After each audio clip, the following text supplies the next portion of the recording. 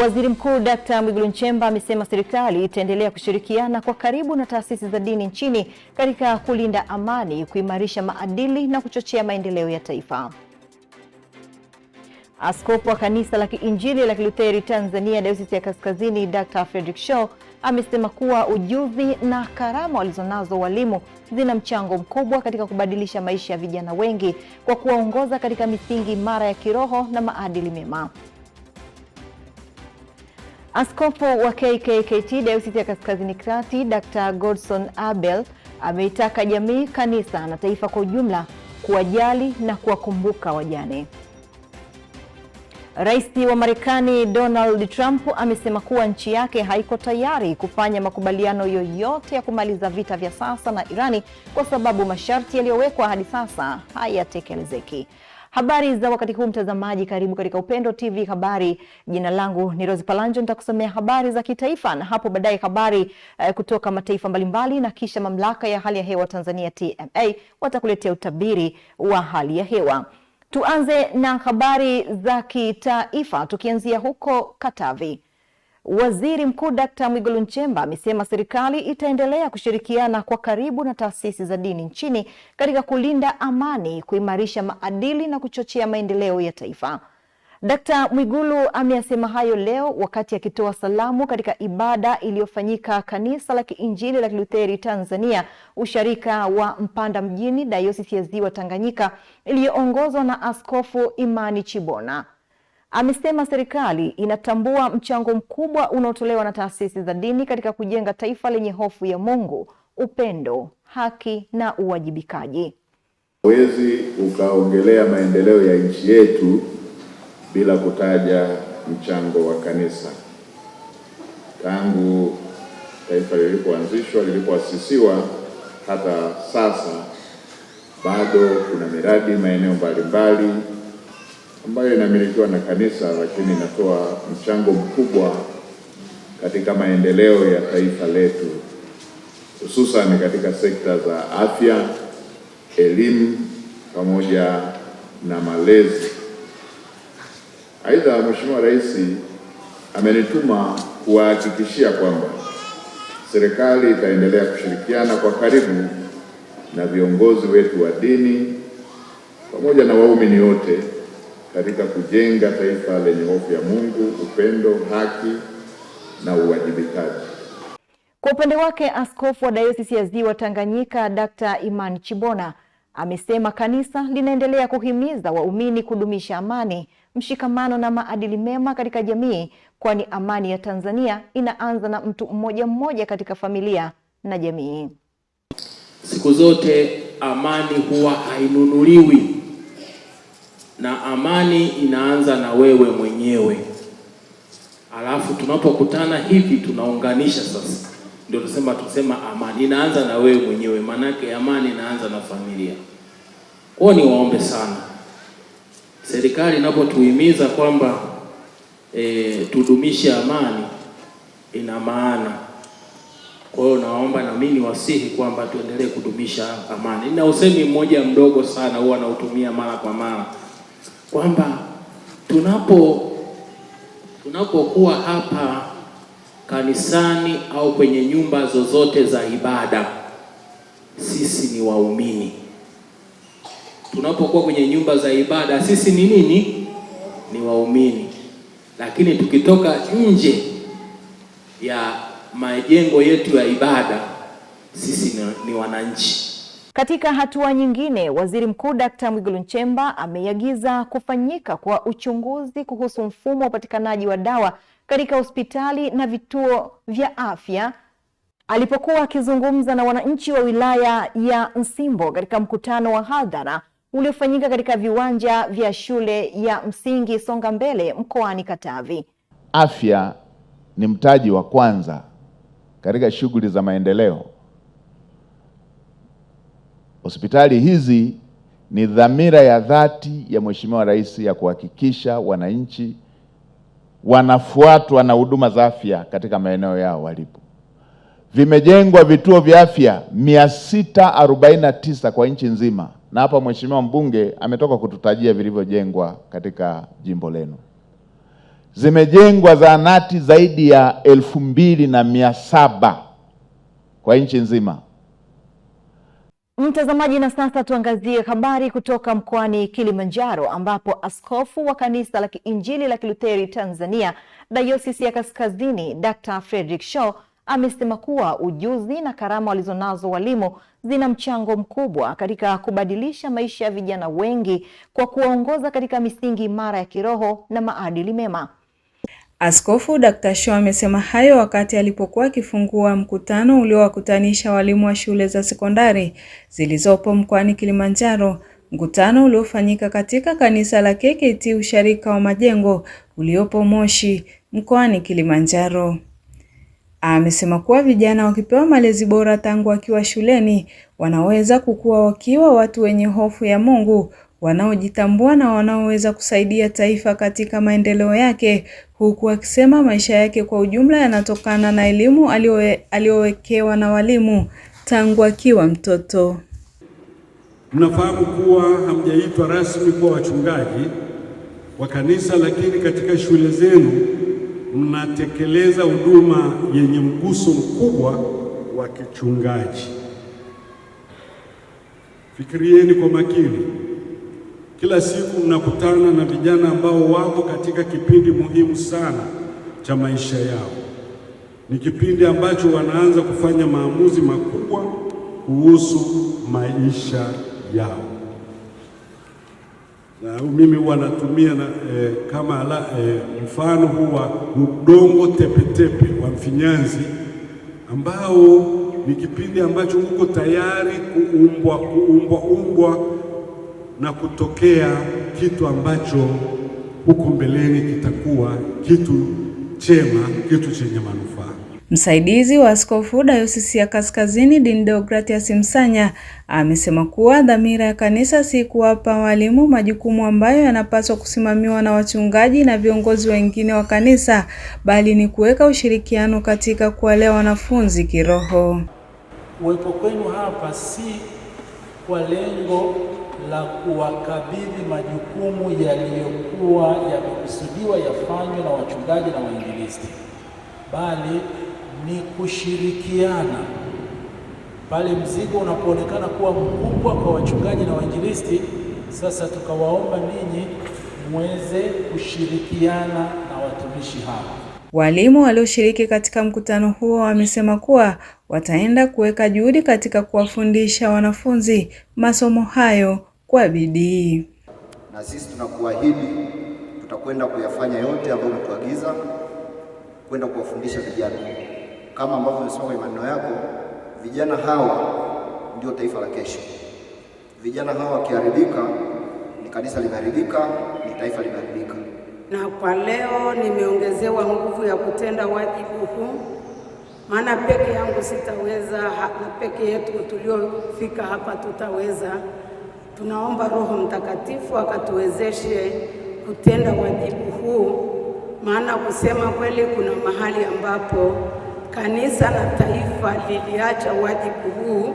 Dayosisi ya Kaskazini imekutana na walimu hao wa shule za umma kwa lengo la kuwaongezea nguvu ili wawasaidie wachungaji kuwafundisha wanafunzi masomo hayo ya dini wakiwa mashuleni.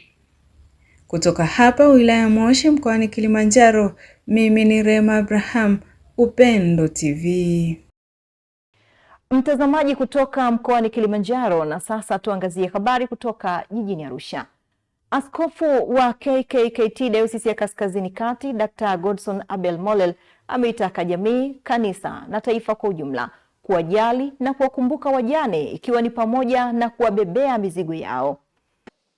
Dr. Abel ameyasema hayo leo wakati akihubiri katika ibada iliyoambatana na maombi ya wanawake usharika wa Sokoniwani, jimbo la Arusha Kati, Dayosisi ya Kaskazini Kati mkoani Arusha. Hajapenda kuwa mjane, tumtunze, tumheshimu na tutunze na vyote alivyokuwa navyo. Tusiwaonee wajane na tusiwaonee yatima, na tukiwatunza tutakuwa tumeugusa moyo wa Mungu, kwa kuwa Mungu ndiye muumbe wa wajane. Ameeleza kuwa hakuna mwanadamu aliyekamilika, hivyo akili pia hazilingani, na kuwataka kuishi kwa kuepuka kuwa mizigo kwa wengine ili kutimiza kusudi la Mungu katika maisha ya kila siku.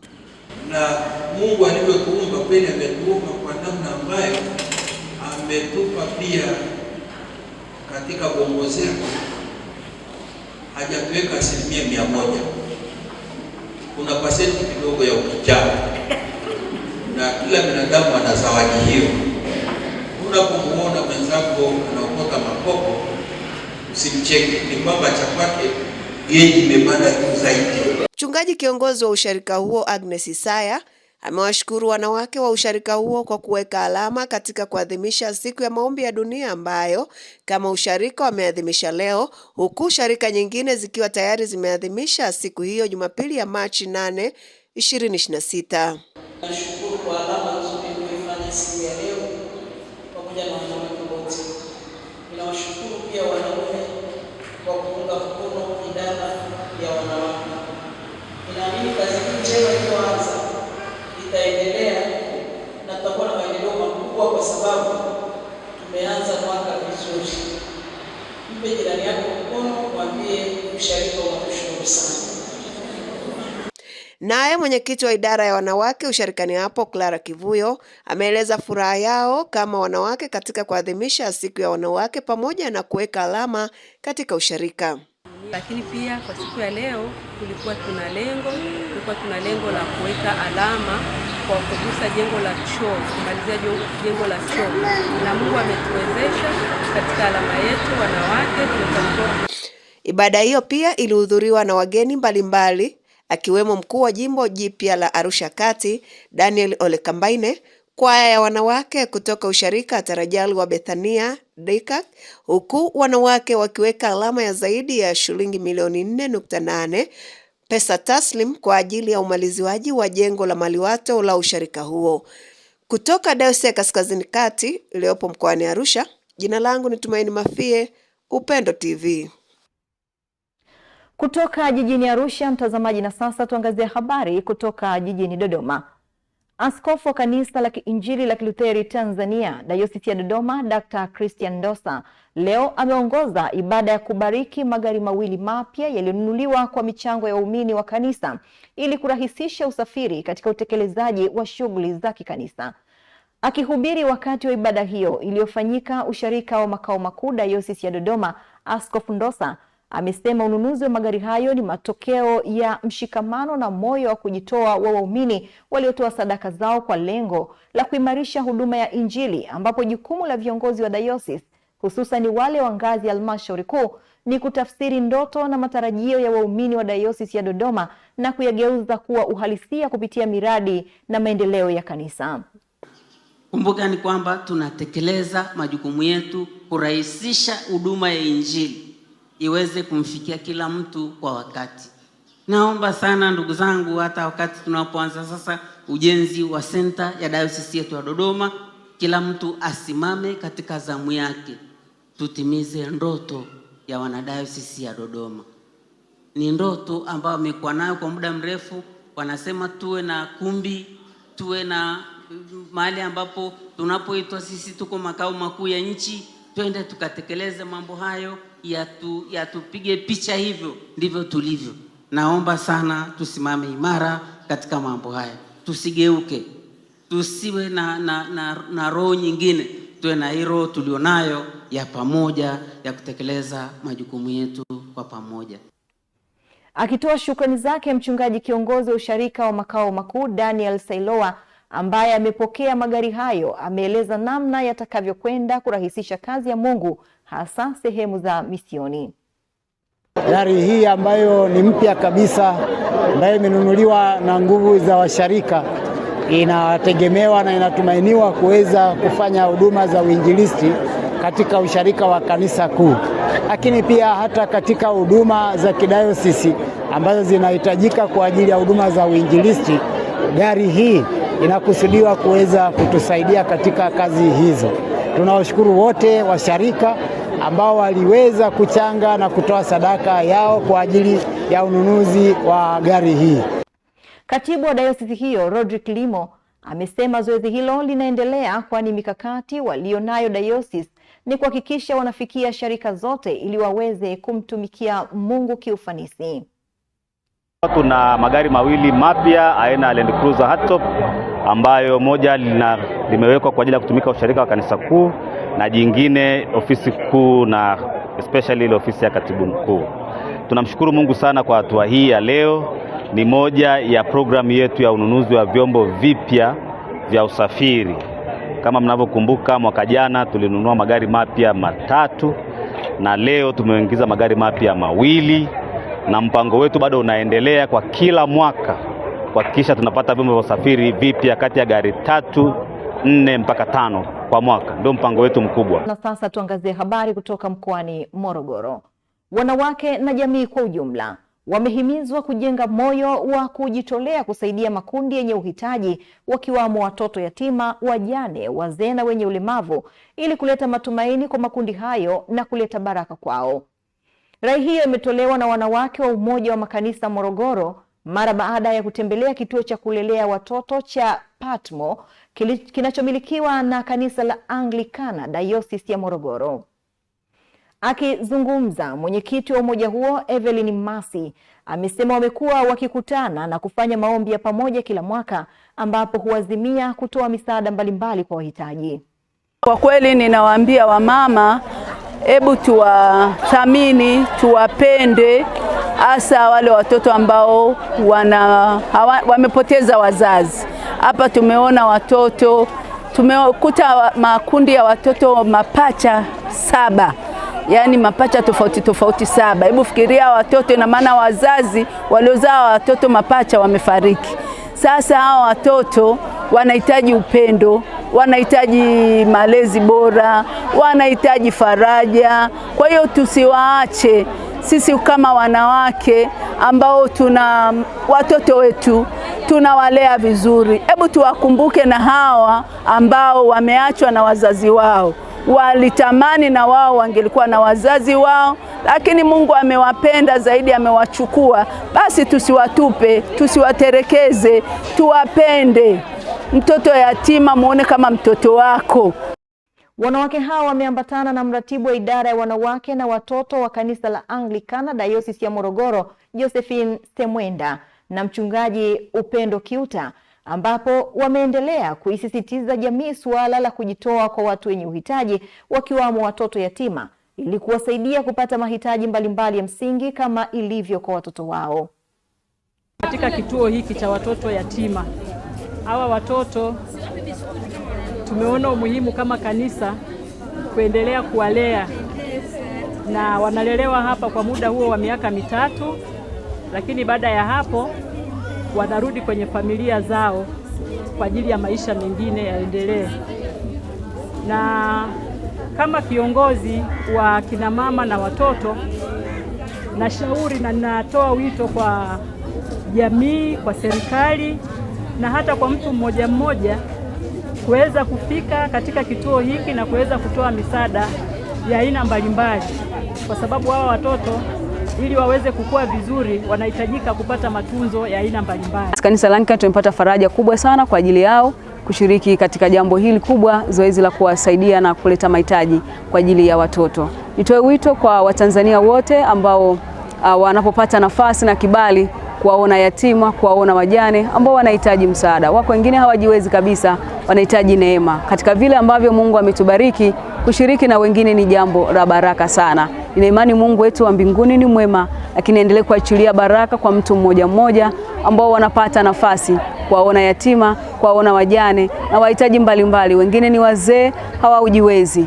Kutoa muda wetu na vile tulivyo navyo kwenda kuwaona ni sehemu ya faraja na kuleta. Naomba sana tuguswe hizi habari kupitia chombo hiki ambacho tunaamini Mungu naye amekiteua, kitakuwa ni chombo ambacho kitaenda kutangaza zaidi na zaidi juu ya uhitaji wa watoto sehemu mbalimbali. Vituo ni vingi, tuwe na mwamko wa kujitoa. Wanawake katika jamii ndio tunaoongoza kwa kweli. Tunamshukuru Mungu katika hilo na azidi kutubariki na kujitoa zaidi na zaidi. Msimamizi wa kituo hicho Winifrida Mhina ameelezea namna ya watoto wanaosaidiwa katika kituo hicho na kushukuru wadau mbalimbali wanaojitokeza kuwasaidia watoto hao. Kituo hiki kinalea watoto yatima na watoto ambao mama yao wamepata changamoto ya kutokuwa na maziwa kwa ajili ya mtoto mchanga. Hao pia tunawasaidia, lakini pia kuna mama ambao wakijifungua wanachanganyikiwa, wako milembe. Kwa vile mama yuko milembe, basi tunawasaidia wale watoto wachanga. Tunalea mtoto mchanga mpaka miaka mitatu. Miaka mitatu anarudi nyumbani kwa familia. Kituo chetu kina watoto 27. Kina wasichana wanafamilia wanaotusaidia kulea watoto waliofika pamoja na watoto. Wasichana tunao 19. Mtazamaji, na sasa tuangazie habari kutoka mkoani Pwani. Licha ya harakati kidunia za kutaka usawa wa kijinsia zikiendelea, wito umetolewa kwa wanawake kuelekeza nguvu hizo katika malezi na makuzi ya vijana katika kuhakikisha wanatumia nafasi zao kumcha Mungu, kufanya kazi kwa bidii, uadilifu na uaminifu, tofauti na ilivyo sasa ambapo wengi wao wanapenda maisha ya mkato na kuiga, jambo ambalo linasababisha kutumbukia kwenye dhambi na uharibifu. Wito huo umetolewa leo na mwinjilisti kiongozi wa KKKT-DMP Jimbo la Magharibi mtaa wa Mkoani Kibaha mkoani Pwani, Janet Mwakigomba, wakati wa mkutano mkuu wa umoja wa wanawake ulioambatana na maadhimisho ya siku ya wanawake wa mtaa huo. Ni wamama ambao kweli wanajitoa kwa ajili ya kanisa pia. Lakini pia ni wamama ambao ukiwaita kwa habari ya kanisa wapo shapu na wanafanya kwa vile ambavyo Roho Mtakatifu kadiri anavyo waongoza. Kwa kweli wanawake ni jeshi kubwa. Lakini ndani ya wanawake ninatamani sisi kama wamama tuwalee mabinti wetu katika njia zipasazo. Maana ninajua kabisa mama ni mwalimu. Kwa hiyo mama amtengeneze binti yake kwa ajili ya maandalizi ya kuingia kwenye ndoa. Mama amfundishe binti yake kazi za nyumbani zile ambazo kweli anastahili kutumika. Na hata kwa upande wa kanisa, mabinti wengi wamekuwa na wenyewe wanasuasua kanisani, lakini naamini mama kama mwalimu akisimama kwenye nafasi yake, basi atamfundisha mtoto katika malezi ya kanisa, lakini pia katika malezi ya jamii kwa ujumla. Awali, wakati wa mahubiri, Mwalimu Pendo Cosmas amekumbusha wanawake kutumia ujasiri wao katika kuliletea kanisa maendeleo, familia na taifa ili kuweka alama ya ukumbusho duniani na kwa Mungu. Mwanamke mpumbavu ndiye anayebomoa nyumba yake. Kwa hiyo mwanamke ndio anatakiwa kusimama imara katika malezi ya familia yake, katika malezi ya ndoa yake, katika kila mahali mwanamke anatakiwa kusimama. Bwana Yesu asifiwe. Biblia inatukumbusha, huyu mwanamke wa Methali 31 mstari wa 30 anasema mwanamke amchaye Bwana ndiye atakayesifiwa. Kumbe tunabidi tubadilike. Kumbe tunabidi wanawake tubadilike. Hata kwenye Petro alisema kwamba wanawake tujipambe. Ni sawa kwa mawigi, kwa kusuka, ni sawa kabisa. Tunapendeza, ni vema, hatukatazi kupendeza. Lakini kule kupendeza kwako kuwe ni kwa ndani. Ni kwa ndani. Uwe mpole, mwenye hekima, utu wema, uweze hata kuongoza familia yako. Bwana Yesu asifiwe. Bwana Yesu asifiwe sana. Nao baadhi ya wanawake walioshiriki maadhimisho hayo na mkutano mkuu huo, akiwamo mwenyekiti wao Lucy Kombe, wameiomba jamii kushikamana katika malezi, haswa kuwaandaa mabinti kuwa mama bora wajao, sanjari na vijana wa kiume, kuwakumbusha wajibu wao wa kuwajibika na kujibidisha ili waje kuwa baba bora wenye kuacha urithi wa watoto wao. Siku ya leo tuna mambo mengi ambayo moja hapo kwamba tuna mkutano wa wanawake, tunakaa tupeane mkutano wa mwaka siku ya leo na kuangalia plani zetu zilivyokuwa, mambo tuliyoadhimia toka Januari au mwaka jana pia mpaka leo yamefikia wapi. Tuna malengo makubwa kama ulivyosikia, malengo ambayo sehemu ya sadaka zetu tunajenga madhabahu, sehemu ya sadaka zetu tunatoa kwa ajili ya usafi, na sehemu ya sadaka zetu pia tunatembelea watu wa mahitaji mbalimbali katika mtaa wetu. Ninapenda kuwashauri kina mama tukae na binti zetu, tuwafundishe namna unavyojitunza wewe mwenyewe. Unaonekana wewe ni mama na mama ajaye. Hata anayekuona, hata mdogo anayekuona anajua mimi mama ajaye anatakiwa awe hivi. Napenda kuwashawishi vijana wenzangu, mabinti wenzangu, mpende kumtafuta Mungu kwa kasi kubwa, maana Mungu ndiye anayetupa uhai na nguvu. Nimefurahishwa sana na sikukuu hii ya kina mama. Na mimi ninavyoona tuna majukumu makubwa. Ninachokazia mimi kwa upande wa kina mama, malezi. Maana tunalea taifa la kesho. Sasa tukiwalea legelege ndio matokeo tunayaona huko mitaani, wezi, vibaka, wavuta bangi, wala biunga. Yote yanatokana na malezi, na hasa anayeshughulika zaidi ni mama. Ingawaje wanasema kila kwenye mafanikio baba yupo. Kwa hiyo naona tushikane wote. Sikukuu ndio ni ya kina mama, maana wanawajibika zaidi katika kulea watoto kuliko wanaume, lakini na wanaume wana fungu lao. Nafurahia kuwa mama kwa siku ya leo. Nimefurahi sana, nimethubutu kuwa mzee wa kanisa leo. Kwa hiyo ninashukuru sana, na wakumbusha wamama wawe wamama imara, wasimamie familia iweze kulea watoto wao vizuri, wakamtambue Mungu siku ya leo. Mkutano huo wa wanawake wa mkoani umeazimia mambo kadhaa, ikiwamo kuongeza juhudi za kutembelea wahitaji, maombi ya pamoja na kufanya kazi ya Mungu kuipamba madhabahu. Huko mkoani Geita, waziri wa nchi ofisi ya makamu wa rais Mohamed Masauni amesema mafanikio ya ajenda ya nishati safi ya kupikia nchini yanahitaji ushirikiano wa wadau wote, serikali, taasisi za elimu, sekta binafsi, asasi za kiraia na wananchi kwa ujumla katika kufikia lengo la Tanzania yenye mazingira safi, afya bora na maendeleo endelevu.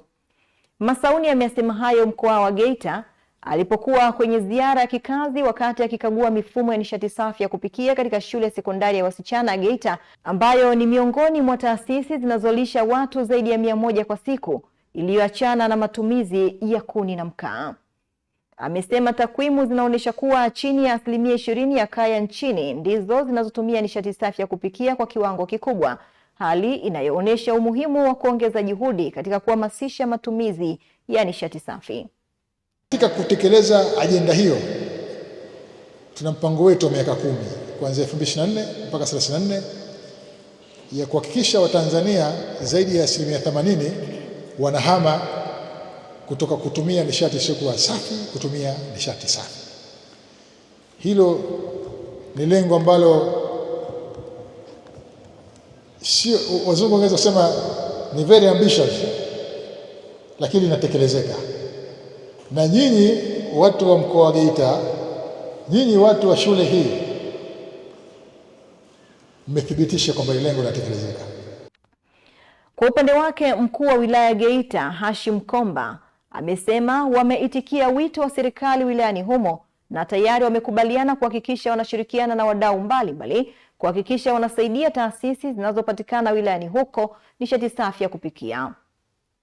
Tumeshaanza mazungumzo, wataalamu wetu wa halmashauri ya manispaa ya Geita wameshaenda kutembelea kwenye gereza letu la Geita mjini kwa ajili ya kufanya tathmini ya kina ya namna gani ambavyo tutaweka mfumo wa kisasa wa matumizi ya nishati safi ya kupikia ili tuendelee kusaidiana na taasisi hizi nyingine kwenye matumizi ya nishati hizi. Lakini tuna gereza la Butundwe, tumetumia fedha za halmashauri kulisaidia gereza la Butundwe, tumeshawafungia mfumo wa matumizi ya nishati safi ya kupikia.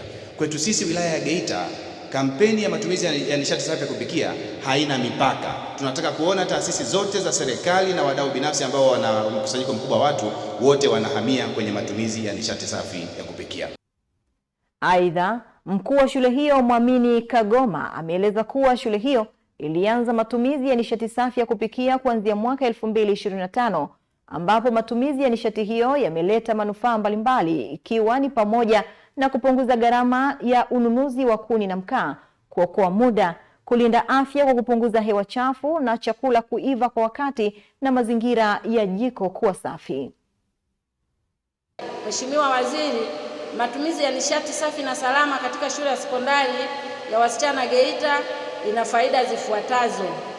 Moja, matumizi ya nishati safi inasaidia kupunguza uharibifu wa mazingira, hasa ukataji wa miti kwa ajili ya kuni za kupikia. Mbili, matumizi ya nishati safi ya gesi ni rahisi kutumia na ina gharama nafuu. Mathalan, kuni za shilingi 54,146.67 haziwezi kupika chakula cha wanafunzi 525 kwa milo mitatu kwa siku. Matumizi ya nishati ya gesi yanajali afya za watumiaji, yani wapishi. Majiko yanayotumia gesi husaidia kupunguza hewa chafu ndani ya nyumba, hivyo kulinda afya za watumiaji wa shule kwa kuwaepusha na magonjwa yanayosababishwa na moshi, mathalani saratani ya mapafu. Tukisalia mkoani Geita, wanaume nchini wametakiwa kuheshimu na kutambua nafasi ya mwanamke na watoto wa kike ili wapate baraka za Mungu Baba Mwenyezi. Tausi Salum kutoka mkoani Geita anaripoti.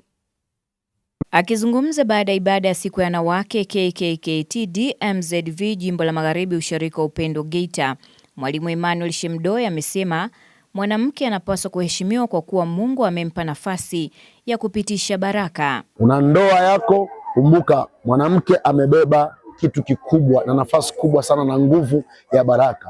Kudharau wanawake, kuwafanya wanawake kama vile ni viumbe dhaifu na kuwafanya kana kwamba hawezi kushare chochote. Kweli mwanamke anaweza akawa hana uwezo kama wa kwako, hana fedha kama za kwako, lakini amebeba kitu kikubwa ambacho hakinunuliki kwa fedha na dhahabu. Kinaweza kuachiliwa tu na Mungu mwenyewe aliyekiruhusu kipite kuja kwa jamii. Kwa hiyo ni mtu ambaye ni mlezi, analea kutokea mimba mpaka mtu anakuwa mtu mzima.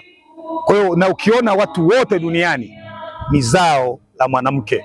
Kwa hiyo mimi neno langu ni kubwa kwa kina mama ni kwamba waendelee kujua nafasi yao ni kubwa. Ni kubwa kwa sababu ndio wanaozaa, lakini wanalea na kusimama pamoja na jamii inayowazunguka. Kwa upande wao, baadhi ya wanawake waliokuwepo katika ibada hiyo wamesema wao ni walezi wa familia na jamii kwa ujumla. Kwa hiyo wanatakiwa kusimama imara. Sisi wamama ni taifa kubwa, sisi wamama ni jeshi kubwa, sisi wamama tunategemewa pia katika familia zetu, katika jamii inayotuzunguka. Tuna mambo mengi ya kufanya ya maendeleo. Kwa kina mama katika familia zetu ni mama walezi. Bila mama familia haiendi vizuri. Hivyo ni kwamba wanawake sisi sote tumepewa jukumu la kuwa walezi. Kwa hiyo kama wababa tukiondoa mfumo dume kwenye familia, tukawapa nafasi wanawake, familia zetu zitakuwa na amani, familia zetu zitakuwa na baraka ambayo Mungu mwenyewe ameiachilia sawa na neno lake linavyosema kwamba kaeni katika hali ya umoja ndiko ninakoamuru baraka. Tuanzie kwenye familia kukataa ukatili mpaka jamii inayotuzunguka. Jirani ukiona anafanya ukatili, simama kama mama. Baadhi ya wanaume nao hawakubaki nyuma. Wamesema wanapinga aina yoyote ya ukatili anaotendewa mwanamke. Ukweli ni kwamba nakataa sana hizo mila ambazo wanawake wanafanyiwa za kikatili, hasa wakati mwingine ukeketaji wa wanawake. Kwangu mimi binafsi, mimi sikubali hata kidogo. Hizo mila zilikuwepo kwa zamani, lakini sasa hivi kwa sababu wanawake wengi washapata elimu, kwa hiyo sasa hivi hilo jambo hatulitaki hata kulisikia. Ni kweli wanaume wakati mwingine hatuwathamini wakina mama ama wake zetu ama wenza wetu, na mara nyingine unakuta hata watoto wa kike tunathamini wa kiume sana kuliko ni wa kike, pasipo kujua kwamba sisi tumetokea kule kule. Wanawake wametuwezesha namna ya kuishi. Kwa mfano, katika familia zetu tunapoishi, mama wa nyumba anajua kila kitu ndani ya nyumba, lakini baba kuna mambo mengi huwezi kuyafahamu. Kutoka Geita, mimi ni Tausi Salum, Upendo TV. Mtazamaji, na sasa tuangazie habari kutoka jijini Mbeya ambapo Wakristo wamekumbushwa kusimama imara na kutetea imani zao huku wakikumbuka kwamba utatuzi wa changamoto mbalimbali katika maisha hutegemea kile walichonacho. Hivyo wanapaswa kudumu katika kweli ya Mungu. Taarifa ya Erasto Kikwala inafafanua. Hayo yameelezwa na mchungaji Joram Kaberege wakati wa ibada ya Jumapili ya tatu kabla ya Pasaka iliyofanyika KKKT usharika wa Chunya mjini Dayosisi ya Kusini, akisisitiza kuwa utatuzi wa jambo lolote huanza na kuthamini kile ambacho mtu tayari anacho pamoja na kumtegemea Mungu. Utatuzi wa tatizo lolote ulilonalo huanza na kile ulicho nacho mkononi. Wasomaji wa Biblia mnao, Musa aliulizwa na Mungu, una nini mkononi? Asema nina fimbo. Akaitumia fimbo ile ile kufanyia muujiza ule ambao Mungu alimwagiza. Samaki wale wachache, mikate ile michache, mara baada ya kumshukuru Mungu imefaa kulisha wanaume 5,000. Sasa walikuwa wangapi kwenye mkutano? Kwa suluhisho la tatizo lolote unalo au tatizo lolote unalo, unaanza na kile ulicho nacho. Kwa upande wake mchungaji Nasobire Mwakajugwa amesema kila Mkristo anao wajibu wa kuwaonyesha huruma na kuwasaidia wahitaji katika jamii, huku mchungaji Ridia Mwalukari akisisitiza Wakristo kujiweka tayari wakati wowote. Kama Wakristo tunapaswa kuwa na matendo ya kuwahurumia wengine walio na uhitaji. Lakini pia jambo la pili, tumejifunza kwamba kile ulicho nacho kidogo kinaweza kuwa na nguvu ikiwa utamtegemea Kristo, kinaweza kuwa na utoshelevu.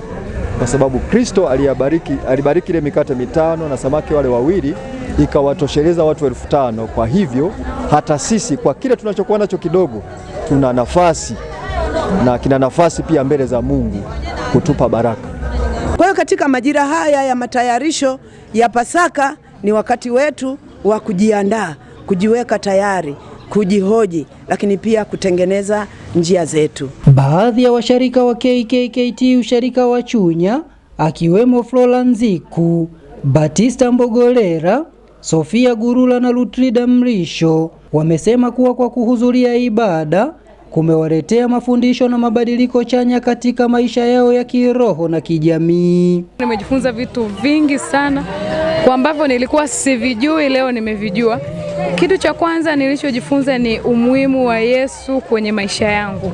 Kitu kingine nimejifunza ya kwamba Yesu mwenyewe ni chakula cha uzima kwenye maisha yangu. Kwa hiyo ni kitu kubwa sana ambacho nimejifunza ya kwamba nikikwama na shida yoyote au nikipata changamoto nimuite Yesu kwa sababu yeye ndo mtuliza dhoruba. Tunapoishi pamoja na kumtafuta Mungu, pamoja na kuwahubiria wengine, lakini pia tunajifunza kuwa msaada kwa wengine kwa sababu wapo wenye mahitaji wanaotuzunguka siku kwa siku katika maisha ya kila siku. Kila unapohudhuria ibada, unapofundishwa neno la Mungu, unafaidika, linatuponya kwa kweli, linatutoa gizani, linatuamsha, tunafaidika. Pia tunapata wokovu kupitia neno la Mungu. Lazima tuwe tuna sababu ya kumshukuru Mungu kwa nyakati tunazopitia, maisha, changamoto, mitihani mbalimbali, japokuwa kila mmoja na kitu chake moyoni, lakini mimi wangu naona ni bora nikifika ibadani tuna vitu navipata. Nikiripoti kutoka Dayosisi ya Kusini, jimbo la Chunya, usharika wa Chunya, mkoani Mbeya, mimi ni Erasto Kikwala, Upendo TV, amani kwa wote. Mtazamaji, ikiwa hizo ni habari za kitaifa, tupate mapumziko mafupi, tukirejea ni habari za kimataifa.